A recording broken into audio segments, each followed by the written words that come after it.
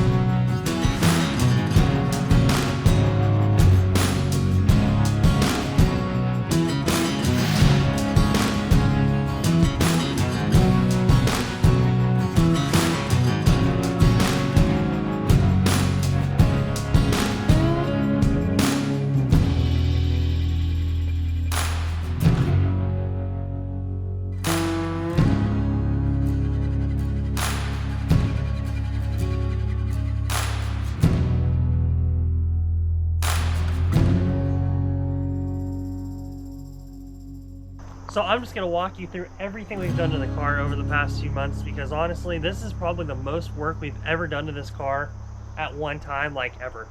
We've done quite a bit to this car over the 10 years or so that we've owned it, but never this much in this amount of time. Like, the only thing I think that wasn't out of this car was the rear end, the suspension, and the transmission. Like, everything else in this car was apart. I mean, one way or another, it was apart. Even the taillights were out of the car. So, with that being said, let's go to the most fun part, the engine bay, and I'll show you that. First off, the hood's nice and painted now. It's all black again. Nice and clean. That was Shaker Can special. But that is the money maker stuff right there. Alright, so I'm going to break it down from the engine out. So, the engine block itself, we didn't actually change anything on the rotating assembly. None of that's actually changed. We checked over a few bearings and stuff. It worked okay. So we just left it as was. I did have a Mildon deep sump oil pan that I initially had on this engine, and it looked fantastic. But the issue was the melting oil pump that worked with it. For some reason, I just could not get any oil pressure whatsoever out of it. So we ended up going back to the factory style Nova front sump oil pan and pickup, and now it runs just like it always did. So initially, this car had a set of blueprint heads that I bought a couple of years ago. They were the ones I ran on drag week. I've ran for the last couple of years. They've gone 1250s. They've been great. When we had the engine out, we looked in some of the exhaust ports and everything, and there was some debris. There was some oil buildup and carbon buildup on some of the valves, and we pulled the cylinder heads off, and we started looking at the valves and the valve guides themselves, and some of them were just a little bit out of clearance, enough to where it could cause an issue down the road. It probably wouldn't, but at the same time, we're going on a 1,500-mile road trip in literally 2 weeks, and that's one of those things I do not want to risk. So instead of doing that, we have now a set of Edelbrock E Street USA heads. Luckily, my dad had them on the shelf. He's letting me use them. They're 185cc runner. I think they're still 202 1.6 valves. So and theoretically these actually flow a little bit better than my old ones, so we should make even just a little bit more power. Sitting on top of both of them is a new Holley strip dominator intake I got from my buddy Brian. He found it down in Florida. I've been wanting a Holley strip dominator because when you look at all the old early 2000s, mid 2000s intake testing, that is one of the best single plane intakes you can run on a car. So we'll take that. It has a phenolic 1-inch spacer underneath it, and then it still has the Go EFI Classic FI Tech system on it. It's a 650 horsepower system. Then I put a set of finned valve covers and the air cleaner on, just kind of make it all nice and clean.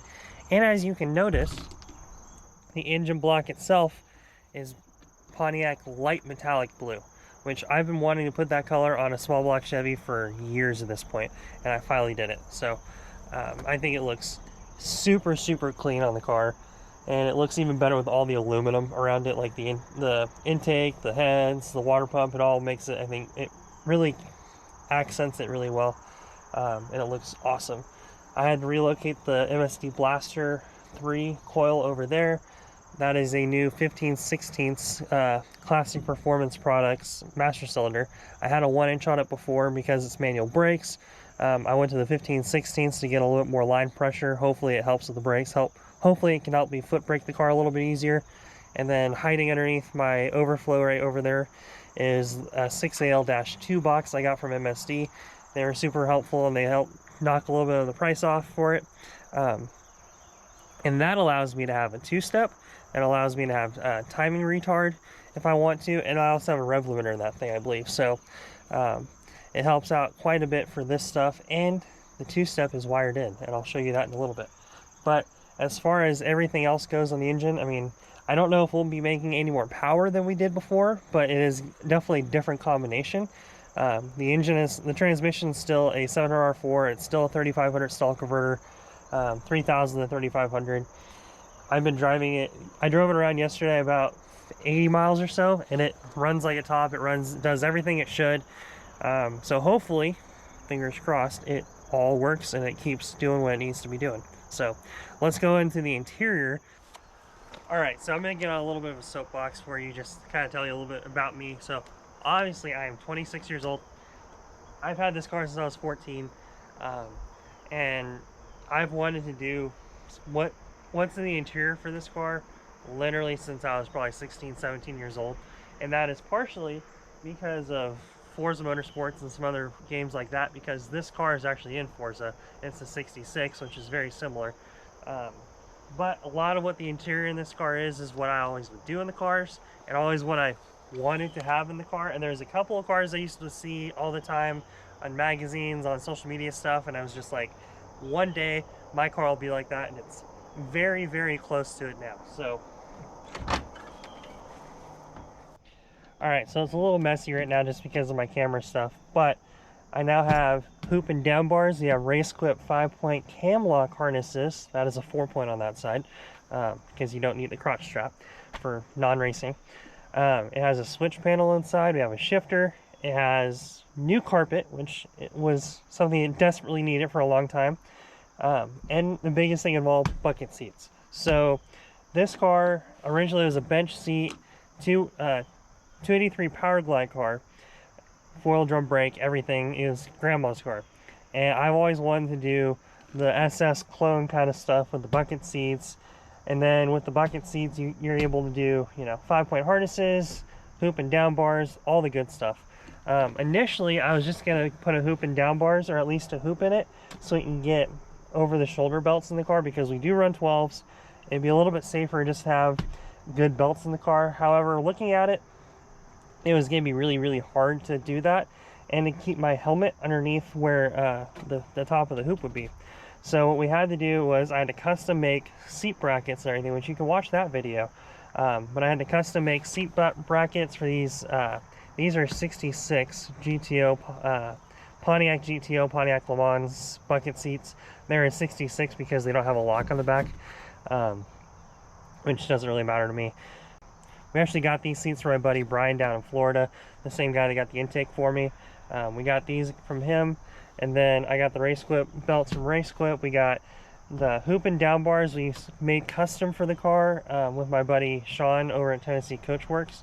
It was super nice of him. He let us use the shop one Saturday, and we just literally cranked out. It was like a 2 a.m. Thrash kind of thing. You can watch that video as well of us putting all that in. And then I built that switch panel, which I'll show you here in a second. But this interior is very close to what I've always wanted this car to look like. And I'm honestly stoked about this. Alright, so on the inside you can see the shifter got moved back because now with the bucket seats I can move it between the belt with the seats. And then here's my handy dandy fancy switch panel, which hopefully you'll see on a future video in a couple of days.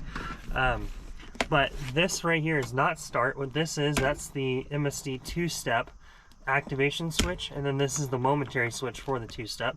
This is a line lock activation for this button, so then when you flip that switch and hit that button, the line lock will be activating. This is for the electric fans, you can hear them. And then this guy right here is for converter lockup. So with the 700R4 you have to have a lockup converter, and that's what I do with that guy right there.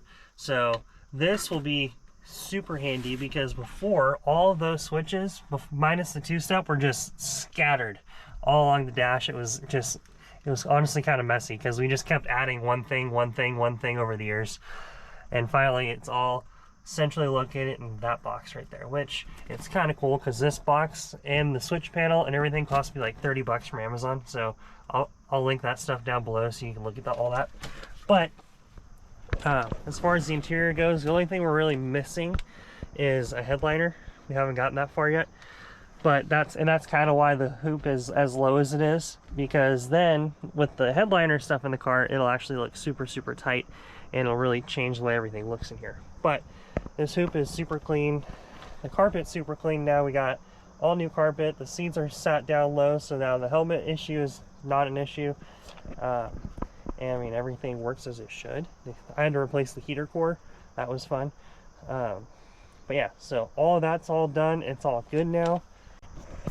And I'm stoked for this to be hopefully our home for a week, in a couple weeks, when we drive 1,500 miles. The last two things I have to mention is the bodywork and the exhaust. So you can go back and watch some of the videos that we did on all the bodywork. I actually have a series, I think it's a 3-part series of us doing literally all the bodywork that you see on the back of the car. But basically what we did was the back window was falling out of the car. So all the rust around the window channel and everything, it was really bad. So we ended up having to take the back window out, and we repainted, as you can see, a line from here to there. And it's not perfect by no means, but it's not rusty, it's painted, and in the dark or going 100 miles an hour, it looks fantastic. So and the window's not going to fall out anymore, and there's no rust in the car. So those are our big victories as far as all that goes. We already had done it before, but the battery is now relocated to the trunk. You'll see a full video on that. I was hoping that video would have been done months ago at this point. The issue was it didn't work. So the battery shut-off switch is supposed to shut the battery off and kill the car when you hit that switch, and it didn't. So we had to do a little bit of work around that, trying to figure out how to make it do that, and we finally got it to do it so I can finish that video. As far as the back of the car goes, that's pretty much all we've done. We did all that body work. That took a couple months to do. Just a couple weekends here and there trying to get all that sanded down. Me learning how to paint, learning how to do body work, that was a thing. But it's very close as far as all that goes. We do need to paint the rest of the car at some point. Hopefully over the next couple of years we'll get all the material, we'll sand down everything, get it prepped for paint, and the car will look like $1 million when we do all that. But it sounds like $1 million right now. That's because we did a full exhaust. So before we had a crappy 2 1/4, it was just straight pipe all the way back with just Flowmaster 40 series mufflers. And now it is still 40 series Flowmaster mufflers. It's the same mufflers. However, it has 2.5-inch exhaust with an X pipe. So and it's turned down right before the rear end. So initially when we did the exhaust, that was one of the first things we did when we got this car when I was like 14, was we put tires on it and we did exhaust. And that's kind of what you always do. You put an intake, exhaust, HEI, and a carburetor on an old hot rod, and you go drive it. And that's what we did with this thing, and it was like that forever. And the exhaust is honestly just about falling off the car. So it desperately needed to be done. my wife and I took an afternoon and evening going through and rebuilding everything with some pieces I bought. I bought a Pipes Universal X pipe for the car, and honestly, it sounds so good right now. I'm going to show you.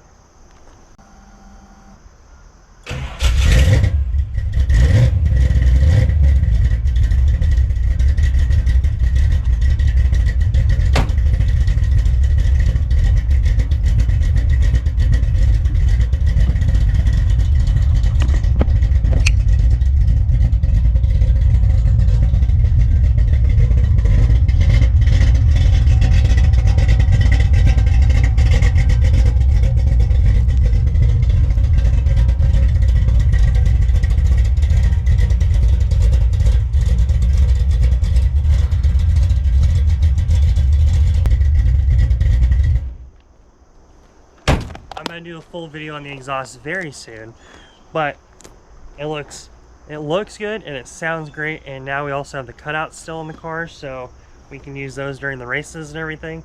And hopefully we get a little bit more power out of the X pipe. Hopefully we get a little bit more cross, a little bit more scavenging out of it. But I think that's kind of where we're at. Like I said, we did exhaust. The engine was out. I rewired most of the car with the MSD box. I had to do a lot of wire deletion out of the car. The battery being in the trunk now. We had to repaint things. All new interior. I mean, literally, the carpet's not even the same. The only thing that's the same is the package tray in the back seat, honestly. There's just so much that we've done, and it's hard to really keep track of everything. So, all right, and with that comes our big announcement. So, hopefully the car is totally done. It's prepared. It's ready to rock and roll for Edelbrock 6 Smokies come the 10th and the 11th. So we are running this car and my mom's 68 Cougar. We're also going to be meeting a bunch of friends and buddies over in Huntsville, Alabama. We're going to be running at Huntsville, Nashville, Crossville, Knoxville, all the villes. We're hitting all the villes. Brainerd, and I think we're going back to Huntsville. And it's going to be 880-mile road trip during the event, a 1,500-mile road trip total on the car. So we're driving from Irwin. It's a 300-mile drive to Huntsville, and then driving it back. We're not using a trailer. We're going to drive the whole thing with both cars. It's going to be awesome. And I want you guys to support us by buying one of our new t-shirts. It is a 6 Smokies road trip shirt. It has both my mom's car and my car on it. It looks awesome. I want you guys to help support us a little bit and also rep some really cool merch. And if you just want a cool t-shirt, I think it's a really cool t-shirt. So be sure to check those out on our website at thedailymisfire.com or dailymisfire.us. And on top of that, I'm really gonna try every day or every other day. I'm gonna post a video. So starting October 1st today, you're gonna see a video coming from us daily or close to daily, and that, the Daily Misfire. And hopefully throughout the entire month of October, I'll be able to rock and roll, and you'll see all the updates. You'll see all the stuff that we're doing on the cars, getting ready, all the prep work. You'll see some of the video from the past of stuff that we were putting together. You'll see some of the tuning issues that we were having. You'll see, oil leaks and stuff that we had. Me driving the cars to work, how to rough them out, getting that kind of thing going. And then also, you'll see us all the time throughout the road trip, getting from, the stops, hanging out, actual racing, any issues we see along on the road, and all the friends and stuff that we'll see along the way. So with that, I hope you guys enjoyed this video. I'm sorry it wasn't a 2-hour-long video, but hopefully you got to see everything we've done to the car, and you are excited as much as I am about going to 6 Smokies, because I think it's going to be really cool. So with that, I'll see you guys later. Be sure to like and subscribe, hit the notification bell, make sure you're watching everything we do this next month, because it's going to be awesome. See you guys later.